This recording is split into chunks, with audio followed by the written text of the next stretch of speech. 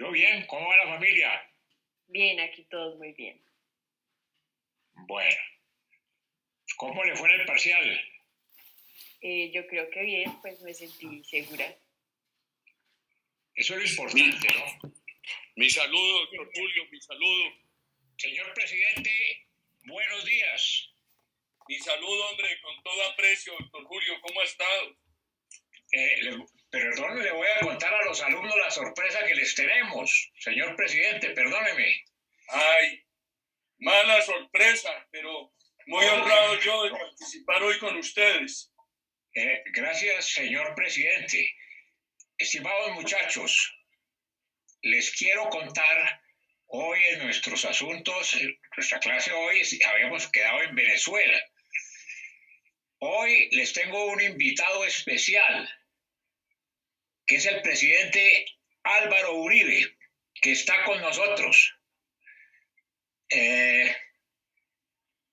Y para la universidad, señor presidente, para nuestra facultad y para todos y cada uno de nosotros, es un honor y una honra tenerlo en esta charla con nosotros. Estos muchachos están todos entre cuarto y octavo semestre, están en la clase de Política Exterior de Colombia y habíamos estado precisamente hablando sobre el tema de Venezuela. En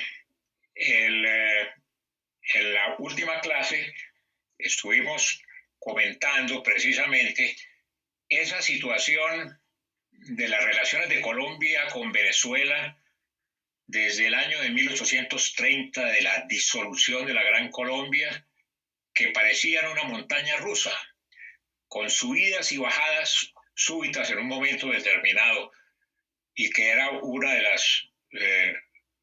y eso tenía una serie de razones, a mi juicio, una serie de complejos que tiene Venezuela frente a Colombia.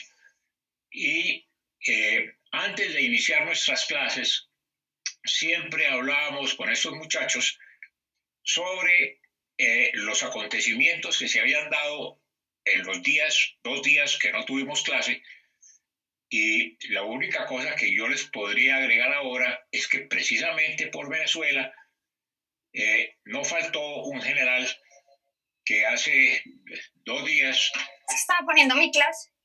Una perorata en Venezuela dijo que estaban dispuestos a atacar a Bogotá y a San Andrés.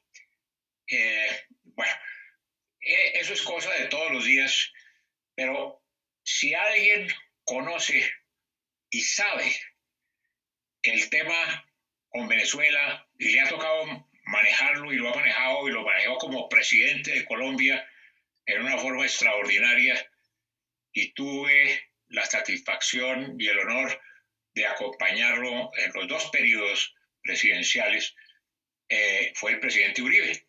Entonces, yo les dije que pues las cosas eran en vivo y en directo, y el señor presidente, le repetimos todos y en nombre de todos estos muchachos, les digo que nos sentimos muy orgullosos de tenerlo entre nosotros y haya tenido la deferencia de acercarse a esta clase para estos efectos. Señor presidente, en la clase y el auditorio de estos muchachos nos acompañan también unos profesores de nuestra facultad, la vicedecana de la facultad, y tiene usted la palabra, señor presidente. Muchas gracias, muy estimado profesor, coronel, doctor Julio Londoño Paredes, a quien he tenido el privilegio de conocer hace tanto tiempo y que durante mi gobierno también se desempeñó como embajador en Cuba y como agente en la defensa de Colombia ante las demandas de Nicaragua. Quiero saludar a la señora vicedecana, a los profesores, a todos los estudiantes. Y es para mí un honor muy grande estar en esta clase virtual de una materia tan importante, más en un momento difícil de mi vida, cuando pesan sobre mí la acusaciones judiciales bien injustas y que no puedo ocultar, y entonces tengo que, para abrir este conversatorio con ustedes, decirles que me invitan. A pesar de eso, se los agradezco inmensamente. Yo quisiera introducir con esto. Estoy leyendo un libro que se llama La autobiografía del general Páez. Es bien importante. En algún capítulo el general Páez se opone mucho al mantenimiento de la Gran Colombia. Inclusive discrepa del Libertador, lo elogia y discrepa de él. Dice que es imposible, dadas las distancias, la imposibilidad de defenderse, de defender el uno al otro, etcétera, mantener la Gran Colombia, que hay que tener una hermandad y ayudarse en lo posible, pero cada uno independiente. Ese capítulo de el general Páez me ha llamado mucho la atención. Entonces, desde esa época vienen las dificultades. Yo diría que el Libertador salió de Bogotá rumbo a encontrar su lecho final en Santa Marta, dolido porque veía la desintegración de la Gran Colombia, pero al mismo tiempo el general Páez desde Caracas le hacía elogios al Libertador y también adelantaba la campaña de que Venezuela no podía estar en la Gran Colombia. Con eso quería introducir, y me parecería de la mayor importancia poder responder las preguntas suyas, doctor Julio, de los profesores, de la vicedecana, de los estudiantes sobre este tema. Dada mi situación particular que ya les dije, cualquier tema que ustedes consideren pertinente, estoy dispuesto a responderlo, porque por respeto a la universidad no puedo esconder uno solo de los temas que me afectan o incumben. Pero conduzca a usted, doctor Julio, esta clase que tanto me honra. Gracias, señor presidente. Le agradezco enormemente su introducción. Precisamente, señor presidente, estos muchachos vieron en la pasada clase que hablaron de Páez, hablamos de Páez precisamente, y que Venezuela siempre ha sido un país militarista, a diferencia de lo que es Colombia, que durante todo el siglo XIX solamente hubo 2 años de gobierno civil, y en el siglo XX fue algo parecido, por lo menos hasta el gobierno de Rómulo Betancourt. Esa es una característica que tiene Venezuela, y que de ahí se habían derivado una serie de problemas, de complejos en ese sentido, pero no voy a repetir yo eso, sino que les voy a ofrecer la palabra a estos muchachos para que no pierdan la oportunidad única y feliz, yo prefiero que no sea única, de hablar con el presidente Uribe sobre estos asuntos. Antes, profesor Julio, una anotación. Sí, yo creo que hay una coincidencia en fechas muy importantes.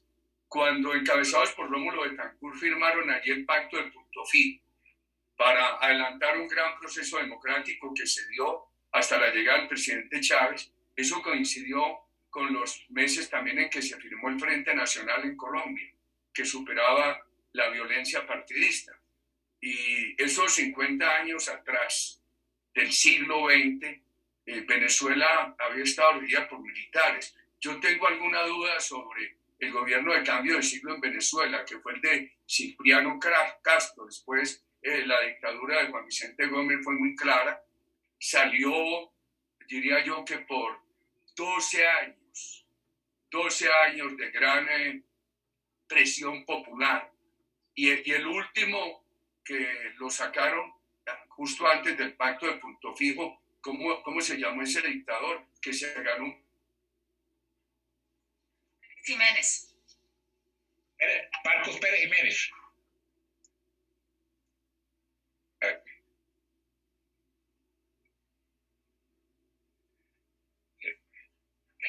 ¿Problemas de audio? Sí, ¿cómo se llamaba este segundo dictador? Estuvieron Juan Vicente Gómez. Después de Juan Vicente Gómez, él dejó al general Eleazar López Contreras. Después estuvo Isaías Medina Angarita. Posteriormente estuvo una junta militar de la cual hacía parte Marcos Pérez Jiménez, que finalmente tomó el control del gobierno, y lo sucedió también a su vez una junta militar presidida por el contraalmirante Olaf Larrazábal. Sí, Marcos Pérez Jiménez se había ganado un plebiscito, creo que un mes antes de que lo depusieran, y a semejanza con Juan Vicente Gómez, el uno casi que empieza el proceso de dictadura de la primera mitad del siglo, y Marcos Pérez Jiménez con su salida da pie para que se llegue al pacto de Punto Fino y se adelante un gran proceso democrático en Venezuela. Pero hubo una cosa común que hay que tenerla para los acontecimientos que vive Venezuela. Ambos, Marcos Pérez Jiménez y su primer antecesor, Juan Vicente Gómez, fueron presionados a salir por unos grandes movimientos populares. Pero siga usted, profesor Julio. No, adelante. Entonces, a estos muchachos que ya vieron y llegamos hasta los complejos que tenía Venezuela frente a Colombia, les ofrezco la palabra. ¿Quién arranca? Doctor Julio, presidente, ya se conectó con nosotros el doctor Miguel Uribe Turbay. Bueno, muchísimas gracias. Me lo gracias. saluda con toda aprecio. Y atento aquí a las preguntas de los estudiantes, de los profesores, de la señora vicedecana. Muchas gracias, estimado David. Bueno, a ver, ¿cuál de ustedes va a... A mí me tocó un periodo muy intenso con el presidente Chávez. Inclusive cuando a él lo eligieron en 1998, yo estaba en la Universidad de Oxford, en Inglaterra. A él lo eligen en diciembre. Yo había visitado Venezuela en junio. Me mandó el St. Anthony's College como delegado suyo a Venezuela porque una reunión de la Oficina de Cooperación de las Naciones Unidas. Y nos reunimos con el presidente Caldera, le escuchamos una conferencia a Luis Justi, que entonces era el presidente de PDVSA, considerada en ese momento como la mejor empresa de petróleo del mundo. Venezuela iba muy bien, tenía solamente en el río Guri, en el oriente del país, un afluente del Orinoco, tenía tanta energía instalada solamente en ese sitio como toda la de Colombia, con casi 20 millones de habitantes menos que Colombia. Nosotros teníamos 114.000 hectáreas de reforestación comercial, ellos 600.000. Nosotros importábamos maíz, arroz, ellos eran superavitarios. Y además del petróleo y las reservas de gas, pues una gran riqueza en mineral de hierro, en producción de acero. Y cuando yo regresé a la universidad, hice un informe a la universidad en el cual dije: Venezuela está muy bien, pero la esperan tiempos muy difíciles, le puede ir muy mal. Porque en esos días que estuve en Caracas, en esta reunión de Naciones Unidas, doctor Julio, estimados profesores y estudiantes, todas las personas con quienes conversé querían votar por Chávez. Y él había dicho que era demócrata, que no era castrista, que respetaría la empresa privada, que respetaría la libertad de prensa, etc.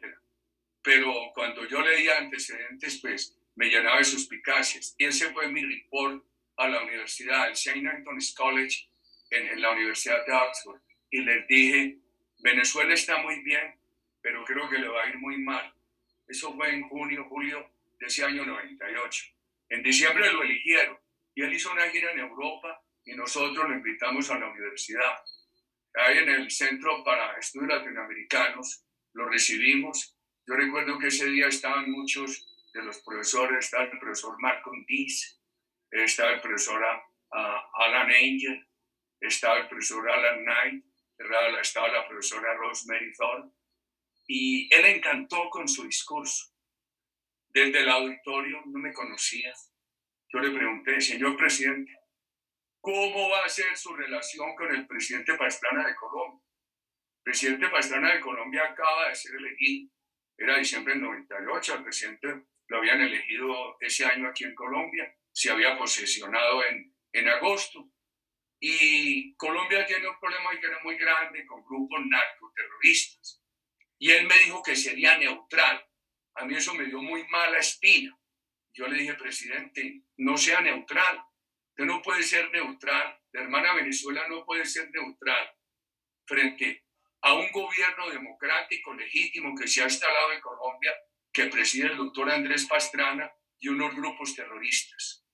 Ese día me dio muy mala impresión cuando creo que le sirvieron ahí una copita de vino, una cosa muy sencilla como en esas universidades inglesas, y vino y me dijo a mí, me dio razones de por qué tenía que ser neutral. No sabía con quién estaba hablando y yo le insistí mucho en mi tesis de que esa neutralidad no cabía porque de un lado había un gobierno legítimo democrático y de otro lado unos grupos terroristas. Este es el comienzo de mi relación con el presidente Chávez. Diciembre del 98, con el antecedente de mi visita a Venezuela, enviado por la universidad en junio del 98. Muchas gracias, presidente. Yo le quiero aprovechar para darle un saludo muy especial a don Miguel Uribe Turbay, que se ha unido a nuestro grupo también. Y, señor presidente, ¿Aló? Doctor Julio, se estancó. Un momento, por favor, parece que tenemos problemas de... ¿Definiría usted cómo se desarrolló esa relación que fue una etapa crucial en las relaciones entre Colombia y Venezuela? Bueno, yo le cuento, él vino cuando yo fui elegido presidente, en calidad de presidente electo, lo visité a él. Y recuerdo que también visité a Ecuador y a Perú. Él fue amable, vino a mi posesión. Cuando me posesioné, pues ocurrieron esos hechos tan graves, porque a los minuticos de haberme juramentado, mientras me juramentaba, lanzaron desde arriba del barrio Egipto la FARC, las milicias Antonio Nariño, dirigidas por este señor que estaba en el Senado, lanzaron unos cohetes hechizos y pasaron por encima del Capitolio, llegaron a la casa de Nariño, dañaron un alero y asesinaron a muchos compatriotas en el Cartucho. Habían ido a la posesión los niños de las orquestas infantiles de Medellín y el presidente Chávez los oyó esa noche con mucho deleite. Bueno, yo traté de tener la mejor relación, pero todos los días llegaban informes de que él protegía a los grupos terroristas. Se llegó a un punto, voy a tratar de ser breve, un punto culminante, que fue en el año 2004, a finales. El comandante de la policía me dice que se va a reunir el grupo de Sao Paulo en Caracas y que van la FARC y el ELN. Y le dije, ¿pero por qué? Si el grupo de Sao Paulo son partidos políticos, ¿a qué tienen que ir la FARC y el ELN allí? Si son terroristas. Y me dijo, invitados por el presidente Chávez. Y me dijo que la delegación de la FARC estaba presidida por Rodrigo Granda, que la FARC lo hacía aparecer como su canciller. Yo le dije, captúrelo, general. El general Castro me dijo, presidente, yo lo capturo, pero usted me echa por el escándalo que vendrá. Y yo le dije, mi general, de ninguna manera, yo asumo la responsabilidad. El día antes de capturarlo, el ministro Uribe Echavarría me llamó y me dijo, presidente, estamos listos, pero vendrá un problema muy grave. Y le dije, yo lo asumo, ministro. Yo le doy la cara al país, esa cuenta la pago yo. Y efectivamente, con la ayuda de la Guardia de Venezuela, ya se pagó una recompensa al gobierno colombiano. Eso fue público, se sacó a Granda, se trajo a una cárcel en Colombia. A finales del año 2004, el presidente Chávez, yo hablo con él,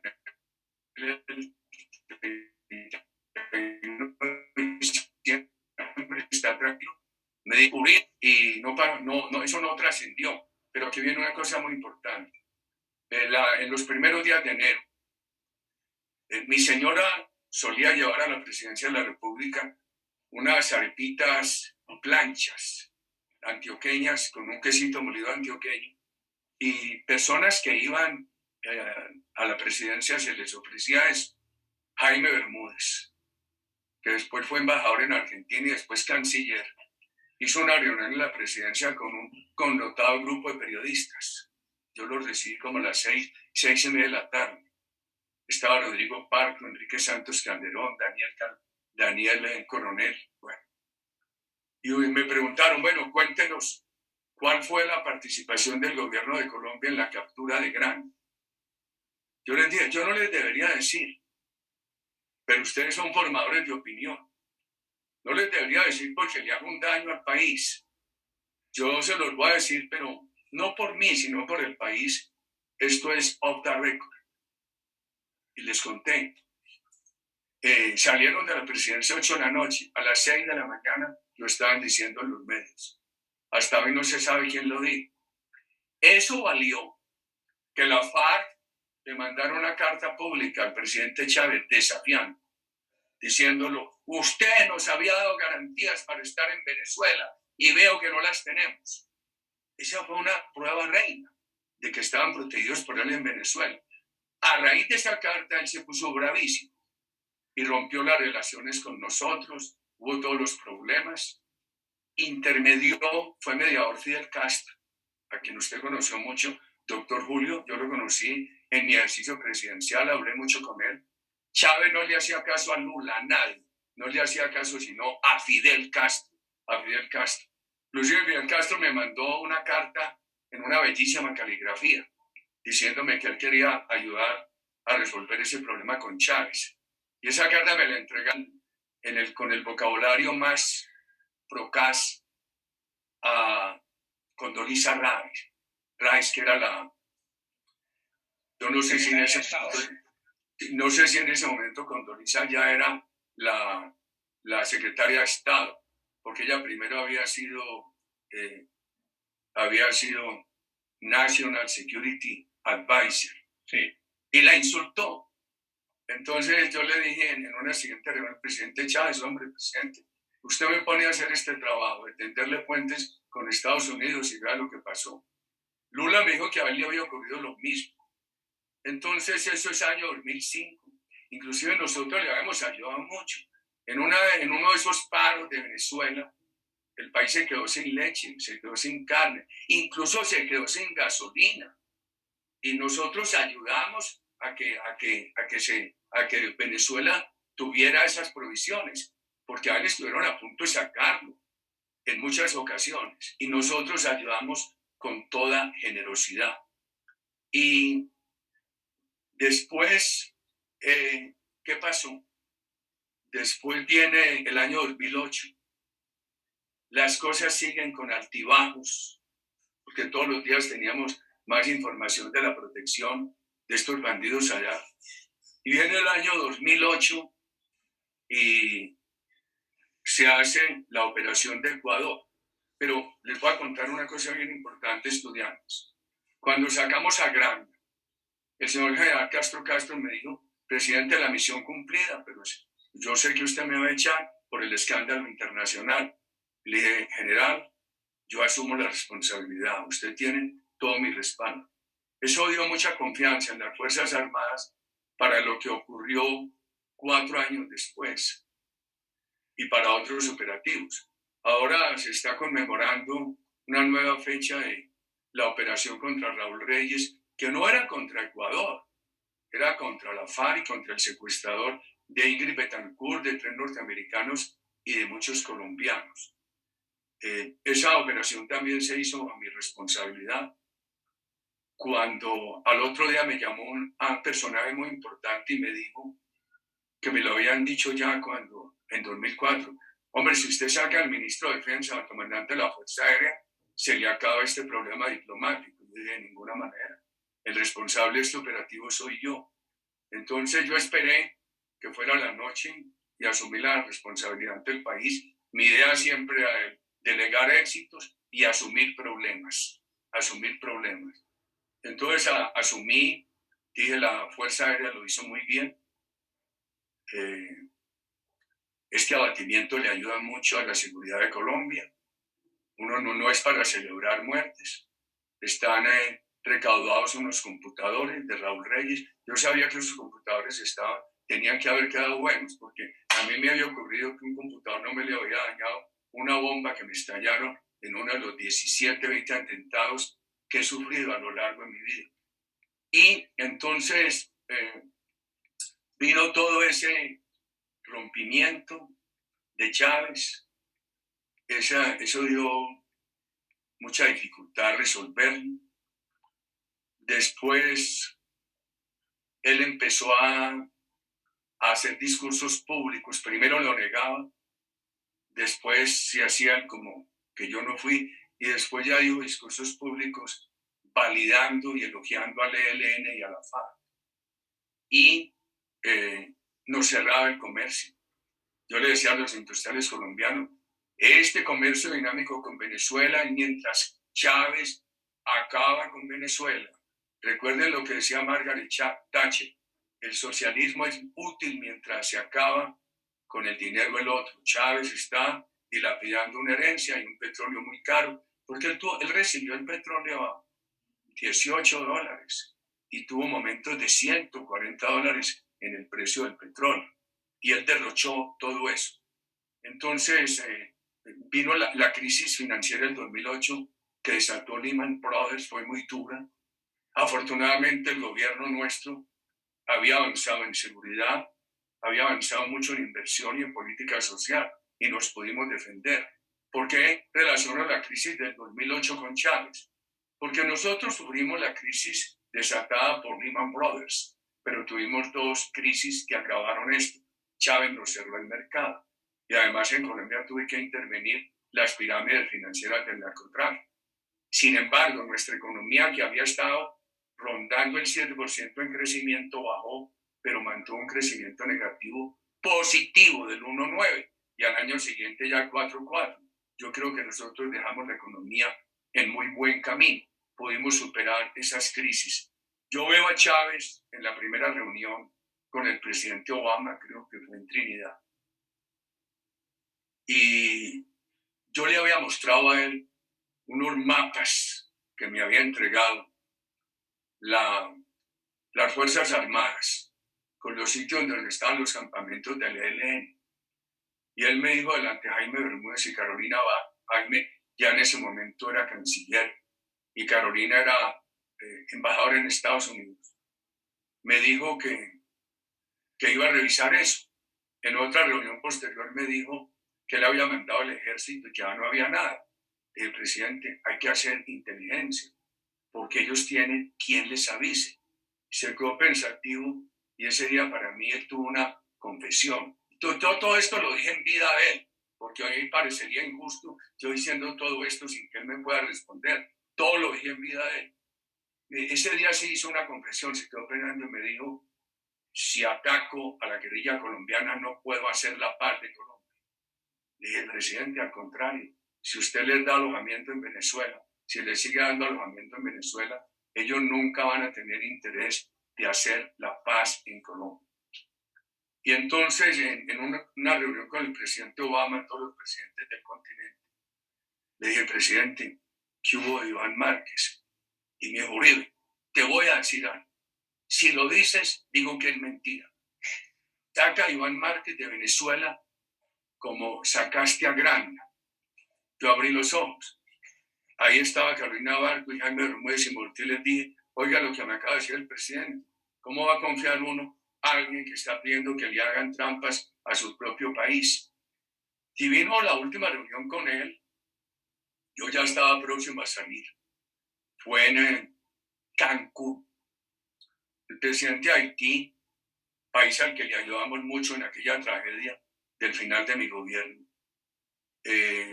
presentó un balance muy triste de la situación de Haití, y como Chávez nos tenía bloqueado y los presidentes latinoamericanos nada decían. Entonces yo hice el reclamo y él se puso muy bravo. Yo hice un reclamo muy culto y me dije, presidente, hablemos de esto. Él no quiso, dijo que se iba. Dije, presidente, no puede ser que usted nos insulte a 4.000 kilómetros de distancia y cuando estamos cara a cara no se pueda hablar de estos temas. Pues ese día me criticaron mucho, porque yo sí le dije a él, yo soy de combate, queridos amigos, yo busco el diálogo, pero soy de combate. Y le dije, presidente, no se vaya, hablemos esto. Usted no puede mantener cerrada la frontera ni bloqueada Colombia. Entonces no me voy, le dije yo, pues me da pena estudiantes, pero eso fue así y es público. Le dije, sea varón, no se vaya. Una reacción, él corrió y se fue, se puso muy bravo, pero no enfrentaba nada. Y frené mucho a Raúl Castro, a Ortega, lo frené mucho a todos. Yo quedé contento porque me dio esa oportunidad, una oportunidad perfecta para enfrentarlos a todos. Cuando yo vi que él acababa con la libertad de prensa, que acababa con la empresa privada, dije, va a ser un desastre social Venezuela. Aquí están acabando con la democracia y con la empresa privada. Por allá en 2003, 2004, un 17 de diciembre en Santa Marta, conmemorando un aniversario más de la muerte del Libertador, me dijo que lo llevara al aeropuerto. Ese día tuve un detalle que no me gustó, porque él le ofreció $500,000 para la casa museo de la Quinta de San Pedro a la directora. Y ella me puso feliz y le dije, no señora, yo no le admito recibir este dinero. El gobierno de Colombia atiende este monumento del Libertador. Él manejaba una chequera por donde quiera que se movía en el mundo. Manejaba una chequera. Entonces, en el vehículo, yo le dije a los muchachos de la presidencia, préstenme un switch en un vehículo de estos, lo llevé al aeropuerto, le dije a Carolina Arco que se montara atrás, y necesito que seas testigo de esta conversación. Él estuvo amable conmigo, le dije, presidente, si usted quiere hacer política social, no acabe la empresa privada. Me dijo, hay petróleo, le dije, no importa, eso se acaba, no acabe la empresa privada, porque hay una relación histórica, incontrovertible, inobjetable entre la prosperidad de la empresa privada, generadora de recursos para que haya política social. Y le dije, mire, Brasil de los 60 no hizo política social a pesar de que había un gran crecimiento económico. Eso deslegitimó la empresa privada. Que no vaya a ser Venezuela el polo opuesto, que por acabar la empresa privada no puedan hacer política social. Entonces, yo fui muy claro con él. Desde ese día le vi que lo que había dicho en campaña era pura mentira, que lo que él quería hacer, era acabar con la democracia en Venezuela, instaurar su socialismo siglo XXI, y Venezuela pasó de una pobreza del 40 a una pobreza del 90. Historia muy larga, pero es que fueron 8 años intensos.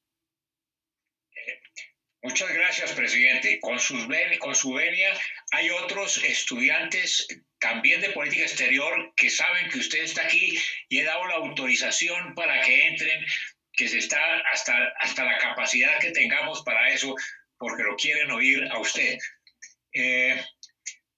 Juan Felipe tiene la palabra. Gracias, Ricardo. Expresidente, buenos días, ¿cómo está? Creo que lo valioso de tener aquí pues, tomadores de decisión y agentes de política exterior es que nos cuenten la política exterior desde los pasillos, como pasó, y no como nos lo contaban los medios de comunicación. Por eso usted ya ha mencionado muy bien la captura de Granda, ha mencionado también la Operación Fénix. Sin embargo, yo quisiera conocer desde su perspectiva como persona, como individuo, cuál fue el momento más álgido en el que usted definitivamente consideró que la guerra con Venezuela era inminente y que casi que era imposible de evitar, cuando usted de verdad pensó que iba a acontecer la guerra con Venezuela. Juan Felipe, muchas gracias. Nunca consideré guerra inminente. Inclusive cuando él amenazaba con transportar el ejército a la frontera con los aviones Sukhoi y eso, pues nosotros tomábamos atenta nota, pero siempre dije que nosotros estábamos en una acción de seguridad para librar a Colombia del narcoterrorismo y no en una guerra con el país hermano. Los que han hablado de guerra inminente han exagerado. Eso nunca se consideró. De todas maneras, los dictadores son bravucones y Chávez no fue la excepción.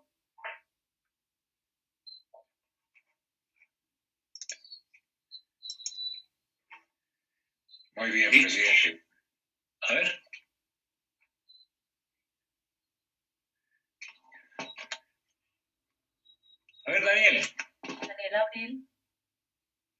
Presidente, buenos días, ¿cómo está? Yo quería preguntarle algo como más actual, y es como con este estatuto de protección temporal para migrantes venezolanos, ¿cómo piensa que se pueden afectar bueno, que sea el presidente Duque, cómo piensa que se puedan afectar las relaciones diplomáticas con Venezuela, uno, y dos, cómo cree que va a afectar como a Colombia, o si cree que va a ser positivo o negativo desde su perspectiva, qué repercusiones trae esto? Sí, como no lo... Hasta regular la señal. ¿Me quieres repetir, querido Daniel? Sí, ¿me escucha? Sí, lo escucho. Háblame despacio para escucharte bien. Ok. Quería preguntarle por su opinión personal respecto al Estatuto de Protección para Migrantes Venezolanos, pues recientemente firmado por el presidente Iván Duque. Entonces quería saber qué repercusiones cree que pueda tener esto para las relaciones diplomáticas para con Venezuela, y también si cómo cree que esto va a afectar como la política interna de Colombia, o si cree que va a ser positivo o negativo, como desde su perspectiva.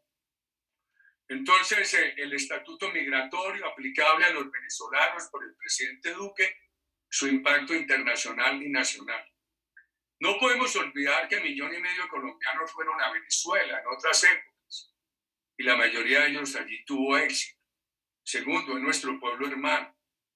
Desde que empezó esta inmigración venezolana, Colombia ha tenido generosidad. Con los precarios recursos del país tan afectados por esta pandemia, los venezolanos han sido atendidos, sus hijitos en la educación, han sido atendidos en la salud, etc. Yo creo que el estatuto simplemente ratifica una decisión humanitaria del gobierno de Colombia y del pueblo de Colombia frente a los hermanos venezolanos y les da a ellos más tranquilidad. Por ejemplo, en materia laboral, como hay tanto desempleo, la pandemia lo ha afectado. Se conocieron muchos casos en los cuales un colombiano que ganaba 100 pesos en una empresa lo sacaba y lo reemplazaban por un venezolano para pagarle 60 u 80. Yo creo que el estatuto clarifica que lo obvio, que hay que darle el mismo respeto a las normas laborales en el caso del colombiano trabajador que en el caso del venezolano trabajador. Entonces yo creo que en lo interno simplemente se está ratificando una voluntad humanitaria del gobierno del presidente Duque y creo yo del pueblo colombiano frente a los migrantes venezolanos. Yo creo que lo internacional da una buena señal y el mundo lo ha reconocido, porque usted sabe, Daniel, que uno de los grandes temas de discusión en Europa es la línea dura y la línea generosa frente a los inmigrantes.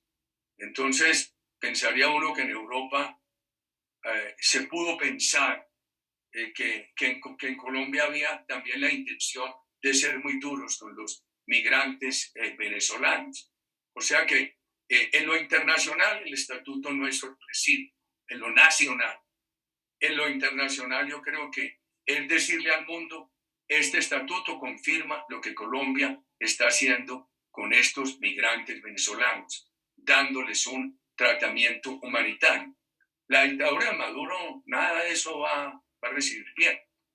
Inclusive, a mí me preguntan mucho, yo he dicho que veo estabilizada esa dictadura.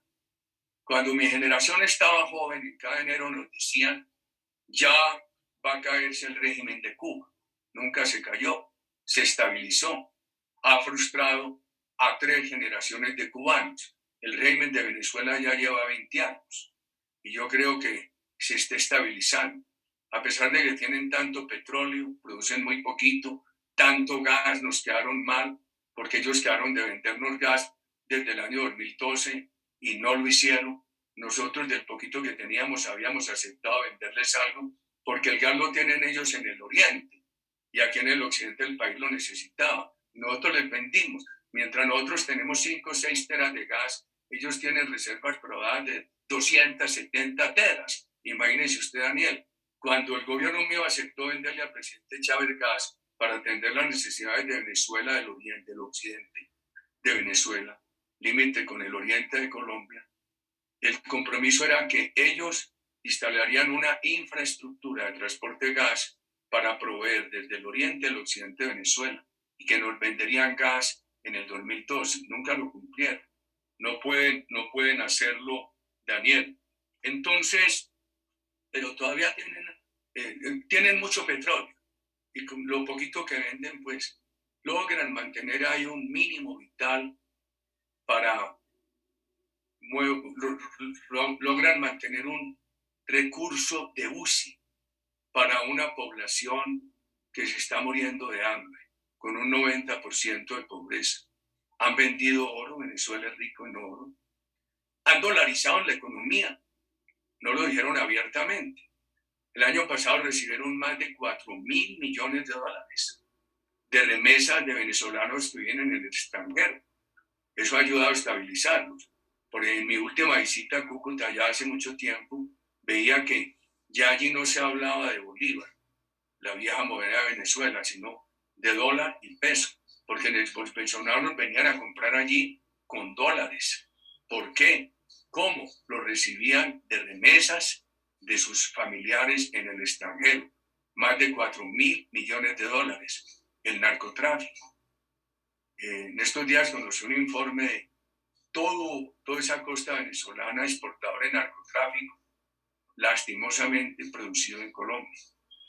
El apoyo que tiene grupos terroristas como FARC, ELN, o grupos terroristas de otros países del mundo. Ayer el presidente Biden decía que Venezuela sigue siendo una amenaza para Estados Unidos. Tiene razón. Estados Unidos ha tenido en estos últimos 60 años en nuestro continente dos amenazas graves. Primero, cuando se instalaron los misiles en Cuba. Yo creo que era una amenaza convencional de guerra durante la Guerra Fría. Y la amenaza terrorista desde Venezuela por la instalación allí de todos estos grupos terroristas que odian a Estados Unidos. Pero todos esos grupos terroristas han ayudado a estabilizar esta dictadura. Entonces los dólares, los grupos terroristas, el narcotráfico, el oro y otro tema. Han salido 4 millones de venezolanos. Son 4 millones de personas menos para alimentar a edad. Y han salido muchos de la oposición. Entonces, eso le quita problemas políticos y de opinión al gobierno, a la tiranía de Maduro. Y la corrupción. Por ejemplo, Chávez siempre habló de que iba a hacer una gran política social y eliminar la corrupción. Y la corrupción la han ubicado fundamentalmente en cabezas de las Fuerzas Armadas, que les han asignado negocios corruptos para, por ejemplo, ser quienes negocian las importaciones, quienes manejan un área de petróleo, quienes manejan un área de narcotráfico, etc. Con eso han comprado el apoyo de las Fuerzas Armadas, han sobornado ese apoyo. Por eso yo digo que son las razones por las cuales las Fuerzas Armadas no dejaron prosperar la necesidad de que le quitaran el apoyo a Chávez y se lo dieran a Maduro y se lo dieran a Guaidó para presidir unas elecciones transparentes y hacer un tránsito hacia la democracia. Todos esos factores han estabilizado. Maduro debe estar feliz con todas las personas que han salido. Entonces yo no creo que la generosidad del presidente Duque, obvia, que hace parte de la tradición humanitaria de Colombia, yo creo que eso va a tener un buen impacto en los Estados Unidos, lo ha tenido, en Sudamérica lo ha tenido, en Centroamérica, en Europa, pero no va a tener ningún impacto frente a la tiranía de Venezuela, feliz de deshacerse de ciudadanos que le estorban, que se vayan para el extranjero. Y aquí en Colombia, ese estatuto migratorio ratifica la vocación humanitaria del país y del gobierno Duque. Gracias. Muchas gracias, presidente. Hay muchos estudiantes de política exterior que le quieren hacer las preguntas, pero le voy a dar ahora la palabra a la vicedecana de la facultad, Francesca Ramos, que además preside un observatorio que tenemos en la facultad que se llama el Observatorio de Venezuela. Adelante, Francesca. Gracias, decano, señor presidente, un saludo especial y un gusto escucharlo. Yo quisiera hacerle la siguiente pregunta. Justamente como usted estaba señalando, el presidente Biden dijo ayer que los Estados Unidos no tiene interés de intervenir en ningún país porque esa estrategia no les ha funcionado en el pasado. Y usted acaba de decirnos, y yo creo también, concuerdo con usted, que esa dictadura se está estabilizando. ¿Cómo ve usted entonces en este escenario a la oposición venezolana, a esta oposición que tiene un respaldo importante de la comunidad internacional, pero que no tiene una base sólida a nivel interno? ¿Y en qué situación nos está poniendo en el corto o mediano plazo en materia de nuestra frontera compartida, de la relación que podríamos llegar a tejer con Venezuela con una visión pragmática? Me gustaría muchísimo escucharlo y realmente un placer tenerlo hoy en la clase de... Gracias, doctora Francesca. Nosotros tenemos 2.216 kilómetros de una frontera, en su mayoría bastante viva, y una frontera muy porosa. Yo creo que ha sido además práctico el gesto humanitario del presidente Duque con ese estatuto migratorio.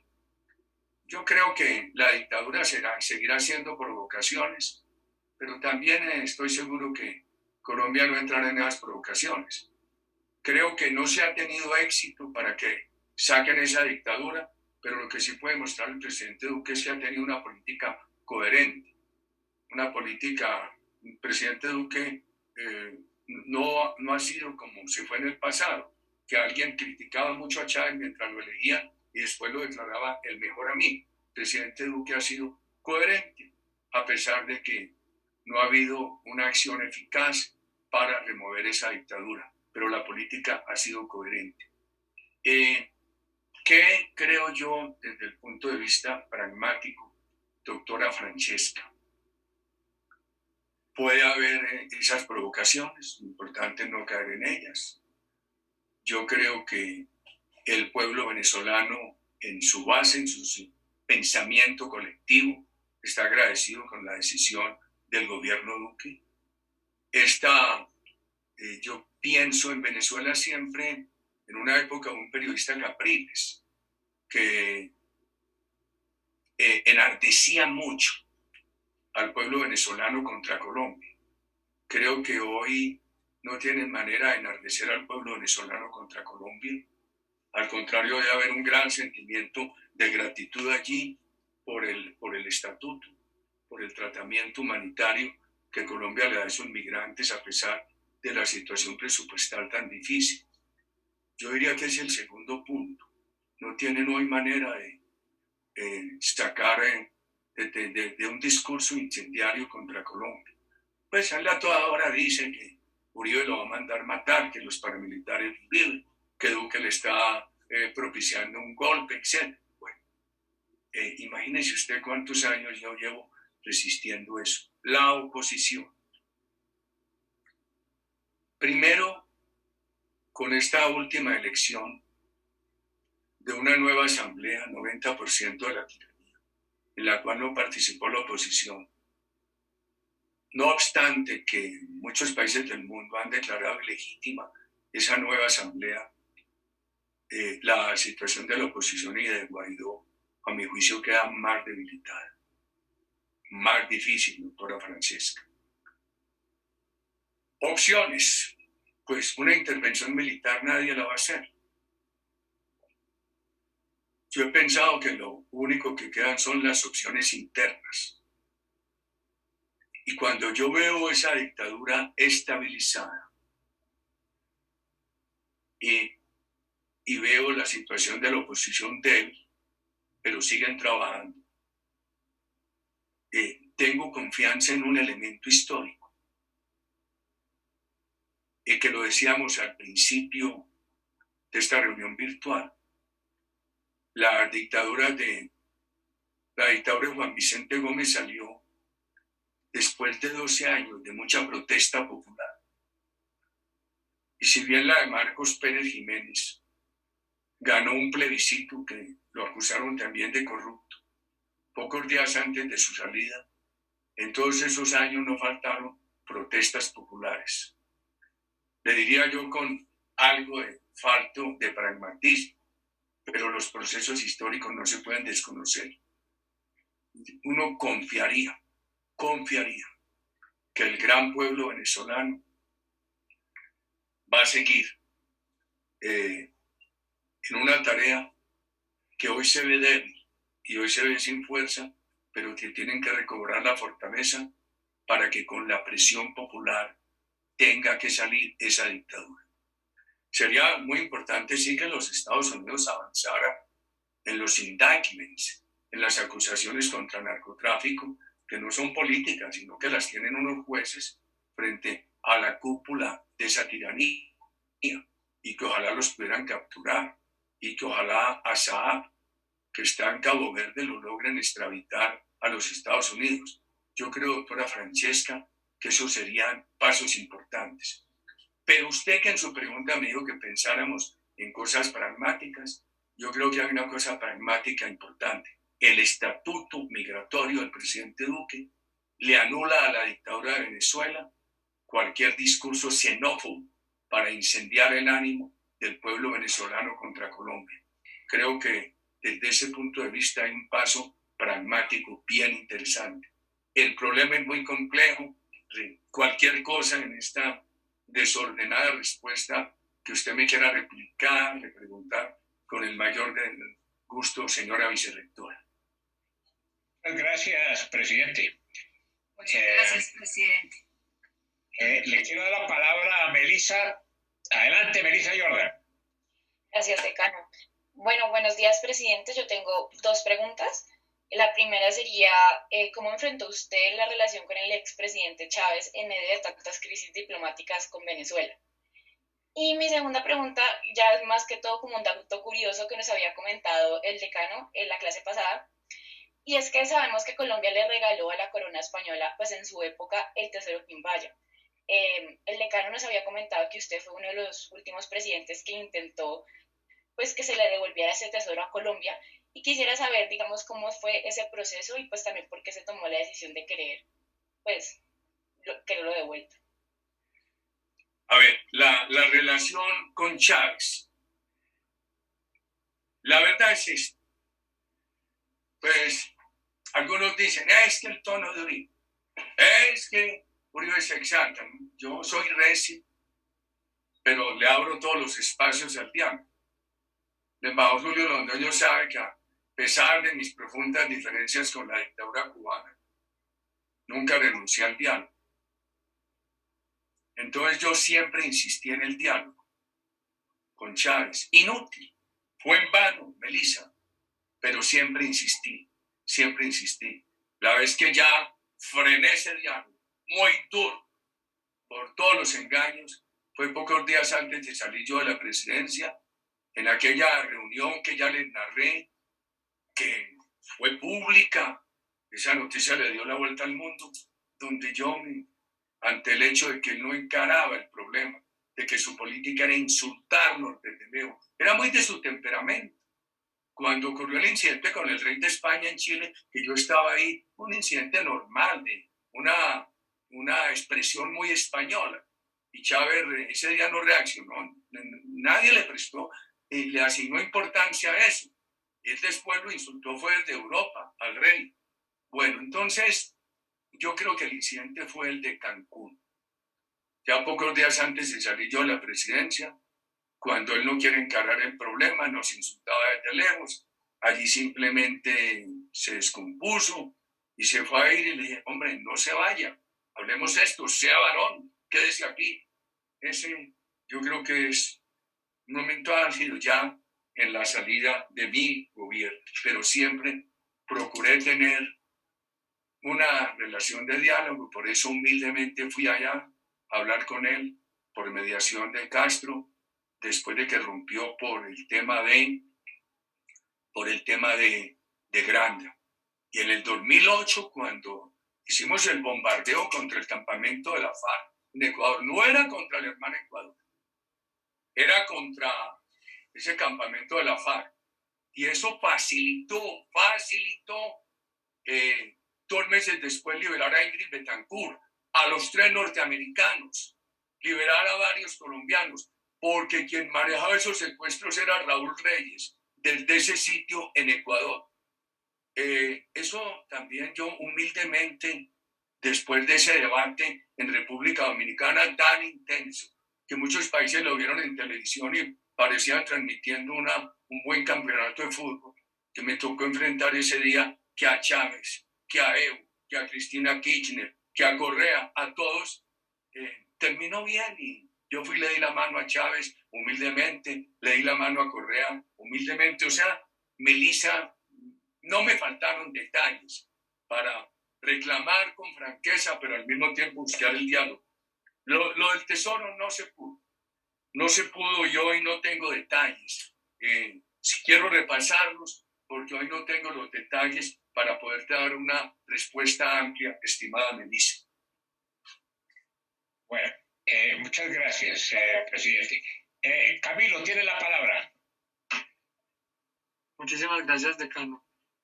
Buenos días, señor presidente. Primero es un honor, efectivamente, tener esta interacción con usted. En mi familia lo admiramos bastante. Me gustaría hacer una pregunta ya con respecto justamente al tema de nuestra clase, que es política exterior. Me gustaría saber cuál cree usted que de los 21 años que llevamos del siglo XXI ha sido la decisión en materia de política exterior en los diferentes gobiernos más significativa y más relevante para la República de Colombia. Y también me gustaría, otra preguntita con respecto a la cumbre del Grupo de Río del 2008. Me gustaría saber de pronto qué rescata, qué dinámicas o qué situaciones cree usted que fueron peculiares, teniendo en cuenta pues los ánimos de esa cumbre, de esa reunión diplomática. Muchísimas gracias. Ay, estos 21 años del siglo, política exterior.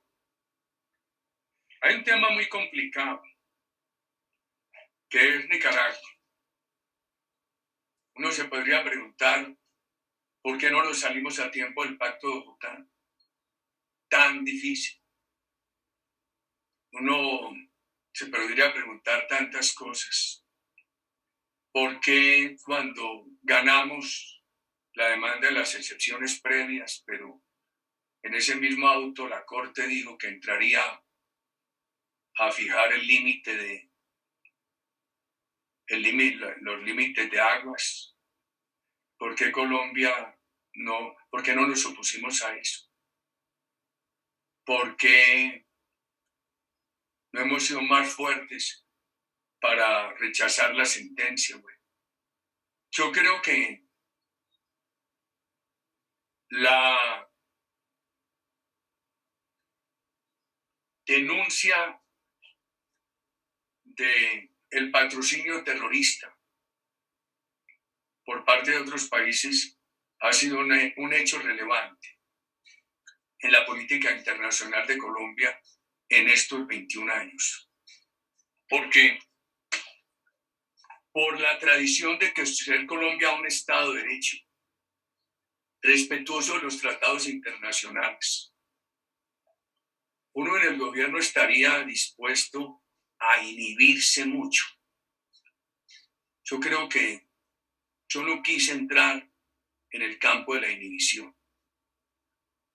Entonces me tocó ser disidente. En ese momento latinoamericano estaban Lula, los Kirchner, estaba Evo, estaba Ortega, el presidente Chávez, el presidente Correa, etc. Yo no quise plegar. Eso llevó a que muchos años después el gobierno Santos me dijera que yo había aislado a Colombia. No creo. La cantidad de inversión que llegó a Colombia en los años de nuestro gobierno, la herencia que le damos al gobierno Santos, los tratados que se firmaron para mejorar la economía, etcétera, etcétera, muestran que si bien éramos disidentes frente a estos gobiernos y siquiera lo fuimos, en lugar de estar aislado del país, al país le fue bien. Yo creo que desde que empezó esa política de seguridad democrática, el pasaporte colombiano fue mucho más respetado en el extranjero. Eso de decir que Uribe nos tenía aislados por el hecho de que yo fui disidente frente a este grupo, yo creo que es contraevidente frente a lo que vivió el país, estimado Camilo. Hechos de la cumbre de Río. Lo importante es que yo fui preparado. Advertía lo que podía pasar allí. Entonces tuve la oportunidad de contestar todos los argumentos. Y cuando eso avanzaba y los argumentos nuestros eran sólidos, bien sustentados y además con franqueza, que Correa me dicen, ¿y usted por qué no me avisó? Le digo, porque le hubiera dicho, presidente, usted le hubiera avisado a la FARC. Y si hubiera fracasado la operación, que yo había empezado a buscar la liberación de los secuestrados desde que llegué a la presidencia en el 2002. Ese era como el quinto intento contra Raúl Reyes. Entonces, yo diría que no por elogiarme, con 68 años, con todos los problemas judiciales que tengo, que me han afectado la reputación ante mis compatriotas, con este pelo irreversiblemente blanco, ¿para qué voy a elogiarme? Pero ¿qué hice yo? Fui bien preparado, estudié bien el tema, escuché a cada uno, le respondí a cada uno, fui franco, pero dispuesto también al diálogo. Y entonces los presidentes de México, Felipe Calderón, y el presidente Fernández de República propusieron ahí una conciliación y yo la acepté. Y entonces fui y le di la mano a Chávez y al doctor Rafael Correa. Pero creo que esa batalla la ganamos, como ganamos después otra en Bariloche. Ganamos otra en Bariloche por el tema del pacto, el acuerdo que se hizo con Estados Unidos, que aquí lo deformaron, diciendo que era un acuerdo de bases. Era un acuerdo muy importante de fortalecimiento y prórroga del Plan Colombia. Se empezó cuando Santos era ministro. Empezamos la negociación con el presidente Bush y la terminé con el presidente Obama. Simplemente salido yo ya de la presidencia, el Consejo de Estado dijo que eso no cabía dentro del Tratado Marco con Estados Unidos, que necesitaba una ratificación del Congreso. Y lo que me sorprendió a mí, es que el presidente Santos, que había sido promotor de ese acuerdo como ministro de Defensa y que tenía el 80% del Congreso a su favor, no quiso ratificar ese acuerdo y nos habría ido mucho mejor en materia de seguridad. Todo eso generó ese gran debate de Bariloche, donde hice lo mismo. Inclusive sin darme cuenta, yo llegué muy enfermo, tenía la gripa NH, regresé a las 2 de la mañana, el amanecer de un sábado, no estuve sino las horas del debate allá. Hubo un elemento, Camilo. Yo llegué a Bariloche a las 2 de la mañana, ardido de fiebre, y cuando iba a empezar el debate, creí que era una gripa común y corriente, iba a empezar el debate a las 8 de la mañana. El presidente Lula había dado la orden de que no podía haber medios. Y yo le dije a Cristina Kirchner, presidenta, ¿cómo así? Entonces aquí va a quedar la voz mía contra la de Lula, para que enseguida digan, Lula es de izquierda, progresista, es la verdad, miren, nos cuentan que le pasó esto al presidente de Colombia. Entonces yo exigí que eso se transmitiera. Haber transmitido lo de Bariloche, como haber transmitido lo de República Dominicana, fueron elementos muy importantes, porque eso está en los videos, está la prueba directa. Entonces, por ejemplo, para estudiar ustedes hoy, no se tendrían que ir a la interpretación de un periódico argentino o de un periódico de República Dominicana, sino que están los videos. Haber exigido que todo eso se transmitiera fue muy importante. Muchas gracias, presidente. Laura Juliana, tiene la palabra. Muy buenos días, presidente. Mi pregunta es sobre la reciente nota que le hizo Cuba a Colombia sobre un posible ataque del ELN en Bogotá. y si eso podría tener alguna relación con el hecho de que Venezuela tiene, pues, hay presencia del ELN en territorio venezolano. ¿Quiere repetirme la primera parte con todo respeto, Laura Juliana? Sí, claro. Sí, podría darnos su opinión sobre la advertencia que le hizo Cuba a Colombia sobre un posible ataque del ELN en Bogotá. Es muy preocupante, Laura Juliana, porque el presidente Duque estaba en la idea de adelantar un diálogo con el ELN. Es que la seguridad no se excluye con el diálogo. Yo creo que ha habido una muy mala interpretación de los sectores que se han empeñado en afectar mi reputación. Guerrerista, una cosa. La otra, la seguridad no es guerra y no se excluye con el diálogo. El hecho gravísimo del asesinato de los muchachos estudiantes de la policía en la escuela General Santander llevó al presidente Duque a romper ese diálogo y a pedir la extradición de esa cúpula del ELN que estaba allá. Cuba no quiso. Al final del gobierno Trump, el gobierno Trump volvió a declarar a Cuba protector de terroristas. Y yo no sé qué va a hacer el presidente Biden con eso. Entonces yo veo que, adivinando, que Cuba debe tener un interés muy grande en que le quiten ese estigma que de nuevo le pusieron y que puedan decir que Cuba no es un país que protege terroristas. Entonces, ellos no extraditan a la cúpula del ELN que está allá. No hay condiciones para paz. A mí me han abordado muchas veces el padre de Rudo, otras personas, y les he dicho, hombre, si el ELN quiere paz, que decrete un cese de operativos criminales indefinido, claro, para que le dé confianza al pueblo colombiano y al gobierno Duque.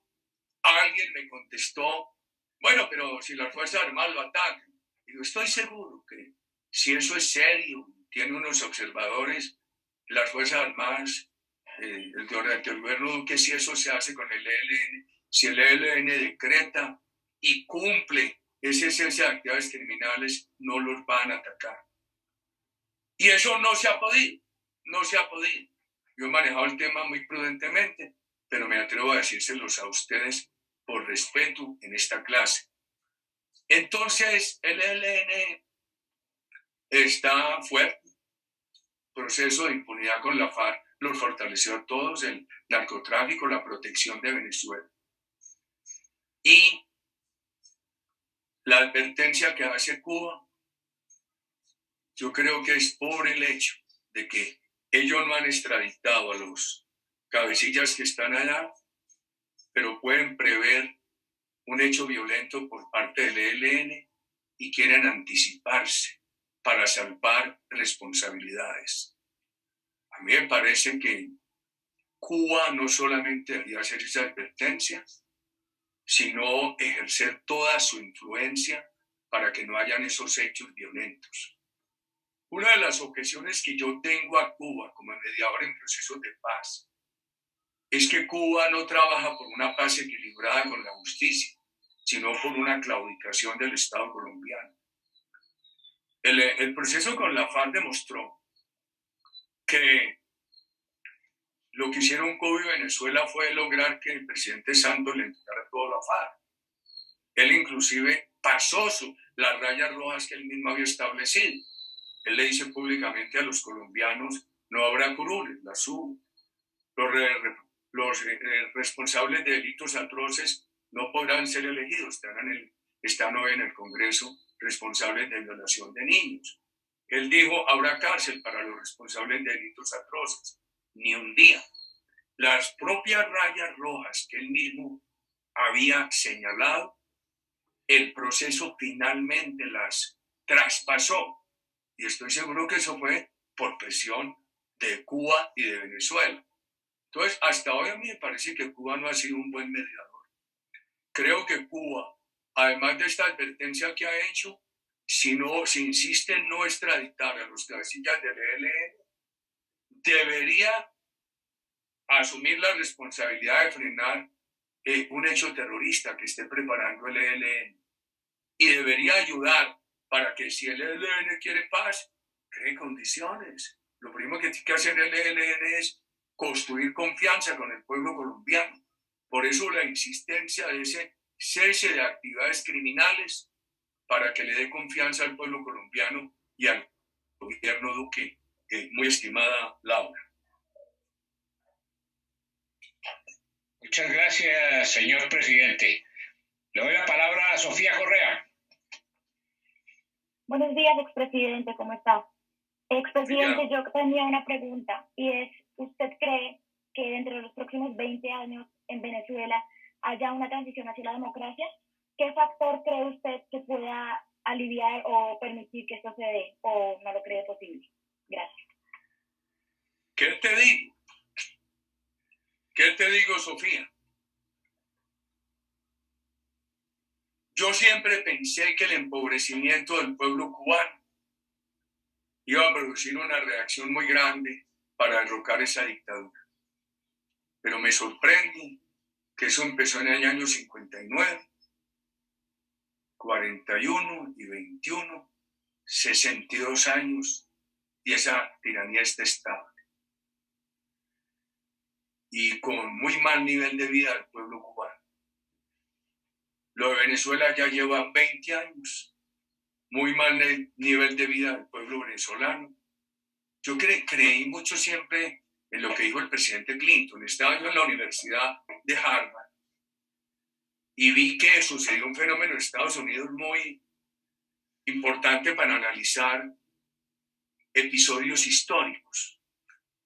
En enero de ese año 91, el presidente Bush, papá, tenía 86% de popularidad y un año después estaba siendo derrotado por Bill Clinton. Y Bill Clinton lo que dijo es: el problema es la economía doméstica, el empleo. Entonces piensa uno que la situación económica social tan difícil de Venezuela, que aquí hay que corregirla porque la pandemia ha hecho mucho daño y la pandemia nos puede derrotar la democracia. Por eso mi insistencia en una gran política social en este segundo semestre. Yo diría que, de acuerdo con los acontecimientos históricos, podría ser esa la vía para retornar en los próximos años hacia la democracia en Venezuela. Pero tengo desconfianza por lo que ha pasado en Cuba.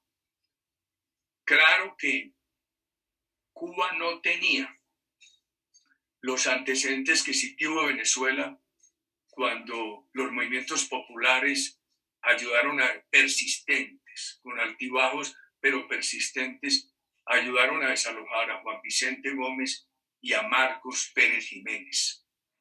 Tal vez Cuba nunca tuvo esas experiencias, Venezuela sí, pero aún con esta situación tan difícil del tejido social y de la economía en Venezuela, yo no soy optimista para darte un sí rotundo en respuesta a tu pregunta, estimada Sofía. Muchas gracias, presidente. José Francisco tiene la palabra. Muchísimas gracias, decano. Buenos días, expresidente. Mi pregunta es, en mi grupo de política exterior usamos un método de análisis específico que se llama Foreign Policy Analysis. ¿Se llama cómo? Se llama Foreign Policy Analysis.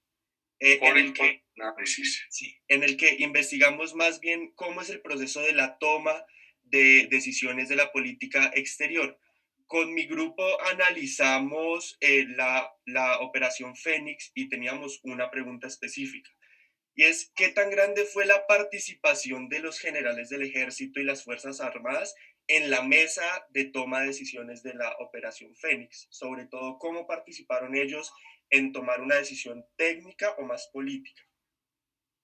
No, hombre, José Francisco, es que eso no fue una decisión de última hora. Eso es el año 2008. Desde que yo me posesioné, empecé a buscar la liberación de los secuestrados. Y esta ya era como el quinto intento para dar con Raúl Reyes, que era el gran responsable del secuestro de Ingrid, de los 3 norteamericanos y de muchos colombianos. Entonces, se sabía que había una decisión desde el principio del gobierno. ¿Alguna duda que tuvo el ministro en esas horas anteriores? Yo le dije, no, yo asumo la responsabilidad.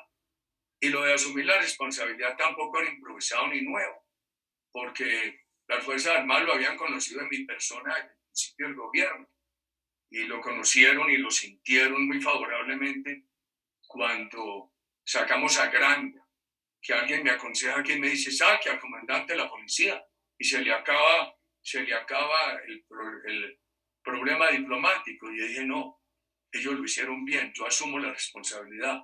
Entonces había confianza en que yo asumiría la responsabilidad. Además, nosotros con Estados Unidos ellos nos habían tenido mucha confianza. Estados Unidos primero recuperó en Colombia el Air Bridge de Naya, la interceptación aérea.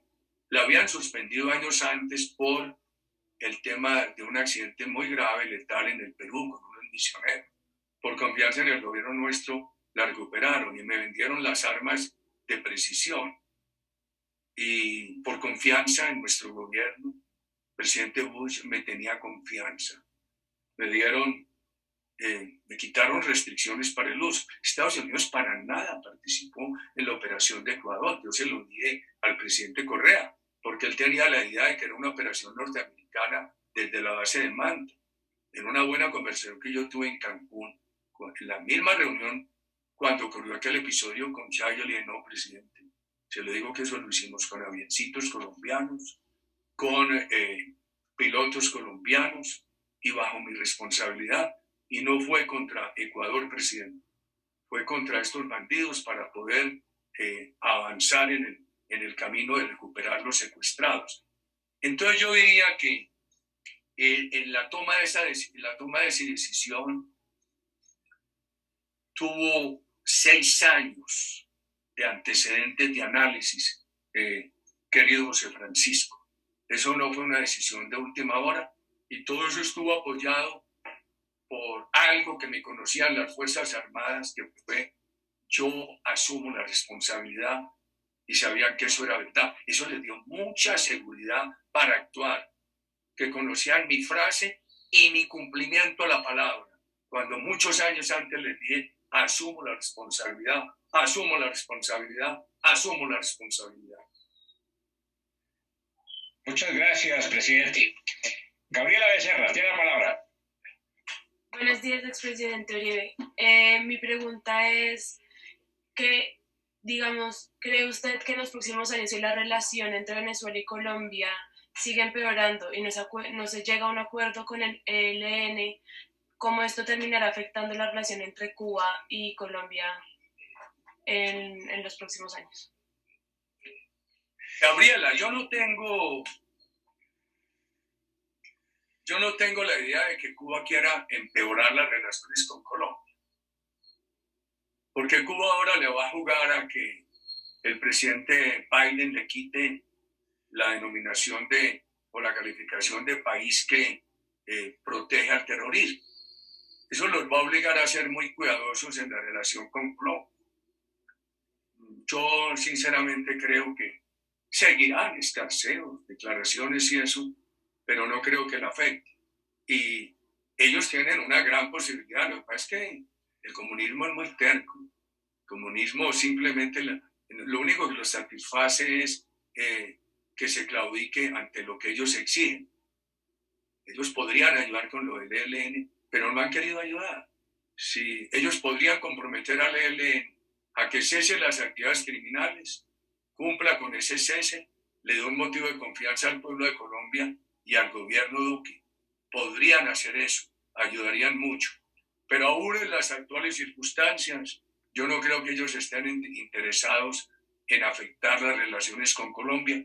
No tengo fuentes, Gabriela. Lo que estoy diciendo, a riesgo de estar equivocado, es de mi cosecha.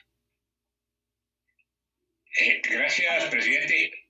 Entiendo que usted tiene una entrevista ahora en unos minutos, pero le voy a dar la última para que nos conteste la última pregunta, por favor. Karen Cuddy, tiene la palabra. Muchas gracias, decano. Y buenos días, señor presidente. Primero, extenderle una invitación a que asista a nuestra clase de política exterior, que no es con el decano, sino con otra profesora. Está muy invitado, lo estudiamos mucho. Y mi pregunta va, porque yo particularmente también lo he escuchado, lo he investigado mucho, he investigado mucho su discurso alrededor del terrorismo. Recuerdo que en 2003, cuando usted asistió a la posesión del presidente Lucio Gutiérrez en Ecuador, hizo un llamado para que, así como Estados Unidos le prestaba atención al terrorismo en el Oriente Medio, se la prestara también en América Latina. Entonces mi pregunta es, ¿usted cómo calificaría años después este esfuerzo que hizo durante toda su presidencia por llevar la amenaza del terrorismo a los países vecinos y que ellos fueran conscientes de esta amenaza? Gracias. Dani, los países vecinos. Con Ecuador, con Perú tuvimos éxito, Dani. El gobierno del Perú nos ayudó a desmantelar el Frente Amazon. Y eso ayudó mucho a que regresara el turismo a Leticia. Con Venezuela, ya te dije, no tuvimos éxito, pero sí tuvimos un éxito, porque Venezuela tuvo que destapar su apoyo al terrorismo. En nuestro gobierno ya no pudieron mantener la política de apoyar al terrorismo clandestinamente. Tuvieron que destapar. Yo creo que con el gobierno de Rafael Correa no hubo éxito, pero con el pueblo ecuatoriano sí. Y creo que ahí hay una base importante para el futuro. Me parece que con Panamá se tuvo éxito. Muchos países entraron a apoyar. Europa comprendió nuestra política de seguridad democrática. Y los Estados Unidos nos dio un gran apoyo.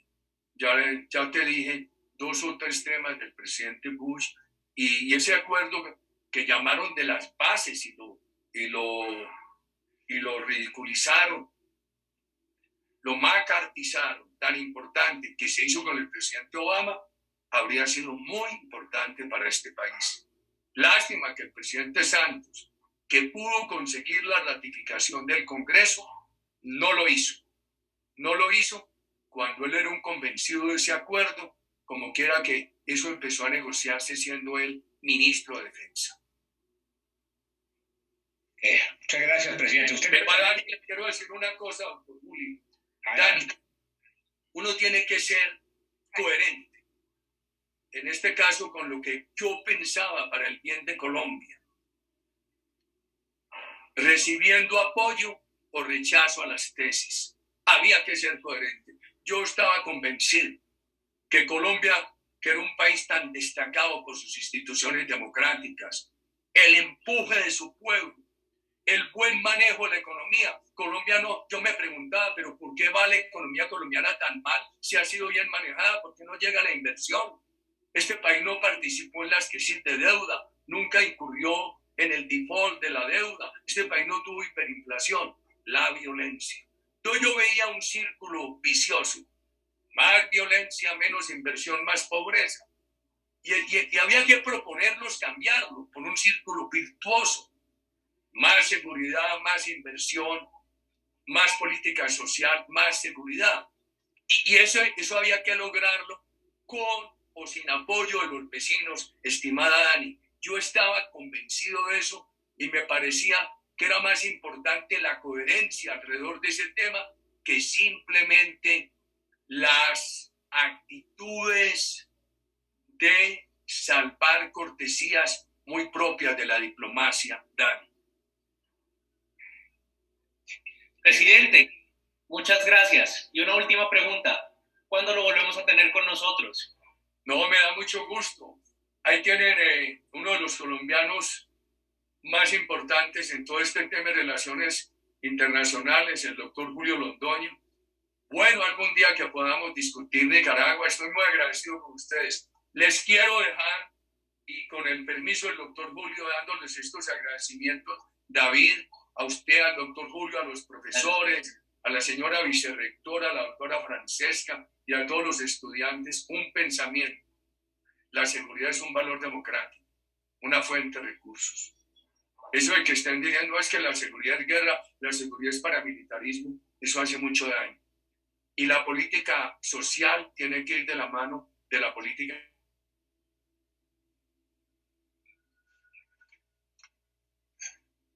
Se le fue el micrófono, presidente.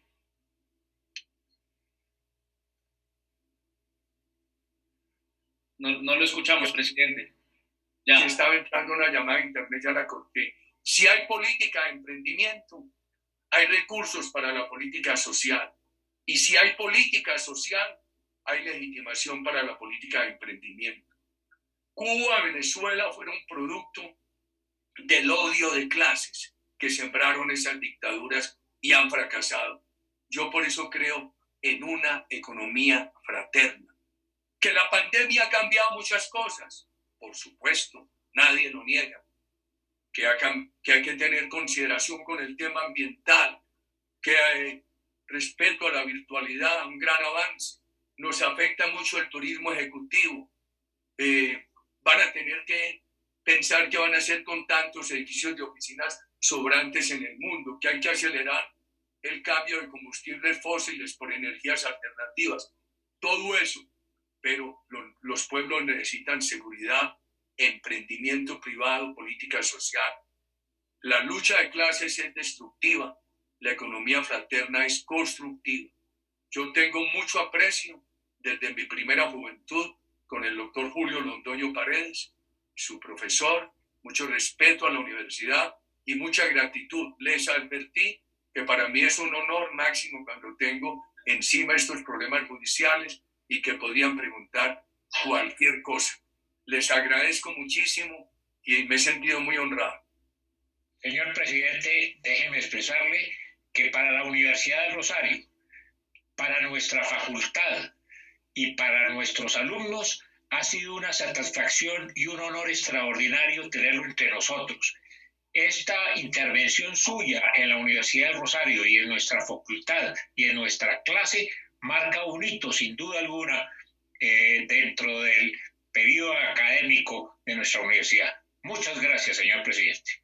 Un inmenso honor y la gratitud es mía. Y entonces, buen día a todos. Muchas gracias. Siempre gracias, presidente. Hasta luego, presidente. Gracias, David. Gracias.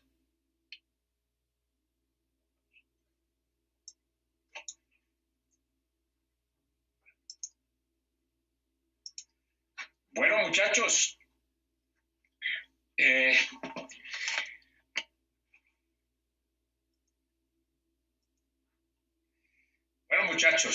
ya vieron, próximamente les tendré otra sorpresa sobre asuntos de política exterior. Y le quiero agradecer también al compañero de ustedes que sirvió de coordinador en esta entrevista, que ha sido absolutamente apasionante. No hay ninguna universidad de Colombia ni de América Latina que haya tenido la oportunidad de escuchar a Álvaro Uribe dándole sus impresiones sobre este tema tan sumamente importante. Entonces, muchachos, muchas gracias por las preguntas, por la asistencia. Se nos agregaron cerca de 60 alumnos de otras clases y les mando un abrazo muy grande y hasta la próxima. Gracias, decano. Muchas gracias. Gracias, decano.